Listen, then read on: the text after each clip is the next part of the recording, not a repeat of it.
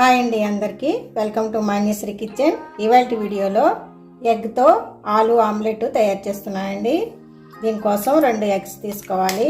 వీటిని ముందుగా ఇలా బ్రేక్ చేసుకొని ఒక బౌల్లోకి తీసుకోవాలి.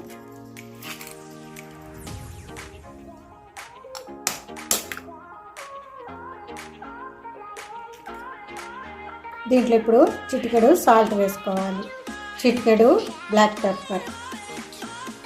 వీటిని ఇప్పుడు బాగా కలుపుకోవాలి. చిటికెడు పసుపు కూడా వేసుకోవాలి. ఇప్పుడు స్టవ్ వెలిగించుకొని పాన్ పెట్టేసుకోవాలి. ఈ పాన్లో కాస్త ఆయిల్ వేసుకోవాలి. ఆయిల్ వేడైన తర్వాత ఇలా సన్నగా తరిగిన ఉల్లిపాయ ముక్కలు వేసేసుకోవాలి. క్యాప్సికమ్ ముక్కలు కూడా వేసుకోవాలి. దీంట్లోనే ఒక 1/2 స్పూను జీలకర్ర కూడా వేసుకోవాలి.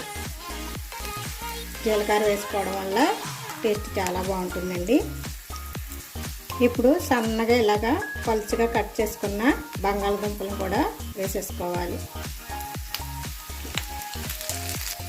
దీంట్లో రుచికి సరిపడినంత సాల్ట్ కూడా వేసుకోవాలి. కొంచెం బ్లాక్ పెప్పరు, కావాలంటే కారం కూడా వేసుకోవచ్చండి. క్యాప్సికమ్ బదులు పచ్చిమిరపకాయలు కూడా వేసుకోవచ్చు, బాగుంటుంది. ఇప్పుడు వీటిని బాగా కలుపుకొని ఫ్రై చేసుకోవాలి.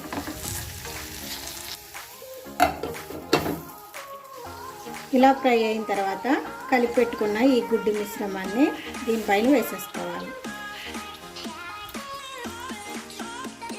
ఆయిల్ సరిపోదు అనిపిస్తే కొంచెం ఆయిల్ వేసుకోవచ్చండి పైన. ఇప్పుడు దీన్ని టర్న్ చేసుకోవాలి.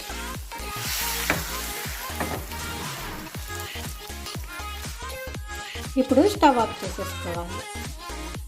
దీన్ని ఇప్పుడు ఒక ప్లేట్లోకి టర్న్ చేసేసుకుందాం.